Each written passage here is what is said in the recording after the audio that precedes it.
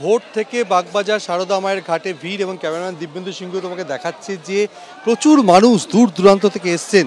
তারা আজকে যেহেতু পিতৃপক্ষের শেষ দেবীপক্ষের সূচনা, সেই কারণে তর্পণ করার জন্য তারা এসছেন দলে দলে, একেবারে তিল ধারণের জায়গা নেই।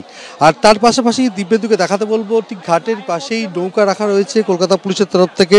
ডিজাস্টার ম্যানেজমেন্ট গ্রুপের কর্মীরা রয়েছেন, যে যদি কোনো অপ্রীতিকর ঘটনা ঘটে তাহলে সেক্ষেত্রে তারা সাহায্যে এগিয়ে আসবেন। যেটা দেখা যাচ্ছে যে তিল ধারণের জায়গা নিয়ে অগণিত মানুষ ভোর থেকে এই ঘাটে ভিড় জমিয়েছেন।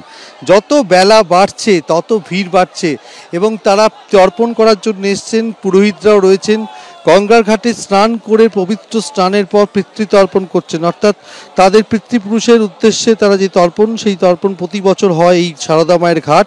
এবং সেখানে দেখা যাচ্ছে যে প্রচুর মানুষ ভোর থেকে এসছেন এবং সেখানে যেমন পুরোহিতরাও রয়েছেন এবং তারা পিতৃদেবের উদ্দেশ্যে তারা তর্পণ করছেন।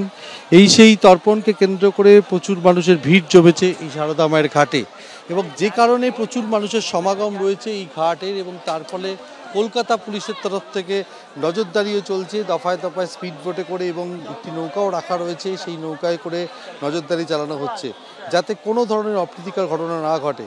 সুষ্ঠুভাবে রাস্তা থেকে লাইন করিয়ে তাদেরকে নিয়ে যাওয়া হচ্ছে এবং তারা ধীরে ধীরে গঙ্গার ঘাটের উদ্দেশ্যে পৌঁছাচ্ছেন। তার পাশাপাশি যে পুরোহিতরা তারা একেবারে গঙ্গার তীরেই রয়েছেন। এই যে তর্পণ প্রক্রিয়া, সেই তর্পণ প্রক্রিয়া বেশ কয়েক ঘন্টা আরও চলবে, অর্থাৎ বেলা পর্যন্ত চলবে, সেটাই আমরা জানতে পারছি। এবং প্রচুর মানুষের সমাগম সকাল থেকে, আর সেই মানুষ তারা আসতেই থাকছেন, কেননা দেবীপক্ষের সূচনা আজ, আর সেই কারণে এই পবিত্র মহালয়া উপলক্ষে আজকে তো আপনারা তো তর্পণ করতে এসছেন, বলবেন কোথা থেকে এসছেন? আমি এসেছি খান্না থেকে। প্রতি বছরই আসেন? হ্যাঁ, প্রতি বছরই আসি। কেমন ভিড়? ভিড় এবার একটু বেশি।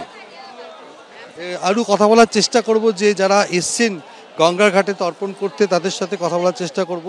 যে আপনারা কোথা থেকে এসছেন? হ্যাঁ, বাগবাজার, এই বাগুইআটি থেকে। প্রতি বছর আসেন? হ্যাঁ, প্রতি বছর আসি। আশ্বিনের শারদ প্রাতে বেজে উঠল আলোর বেনু। আজকের এই মহালয়ার দিন, সেটা হচ্ছে শাস্ত্রমতে তুমি যদি দেখো, এই দেবীপক্ষের আগের কৃষ্ণা প্রতিপদে মর্তধামে নেমে আসেন পিতৃপুরুষরা।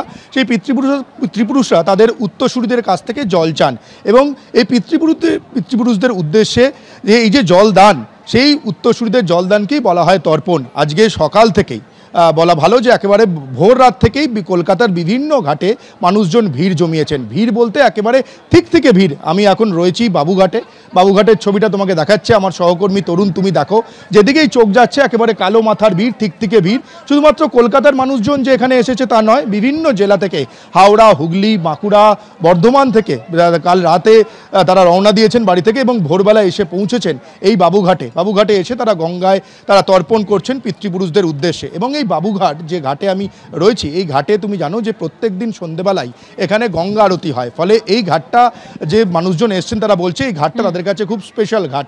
এবং এখানে পুরোহিত রয়েছেন, পুরোহিতরা তাদেরকে গঙ্গায় নিয়ে যাচ্ছেন, গঙ্গা স্নান করছেন, গঙ্গা স্নান করার পর পিতৃপুরুষদের উদ্দেশ্যে জলদান করছেন। এবং এই যে মহালয়ার রীতি, এটা বছরের পর বছর ধরে বাঙালির আবেগ, বছরের পর বছর ধরে যে রীতি বাঙালি পালন করে আসে, আজও কিন্তু সেটাই চলছে।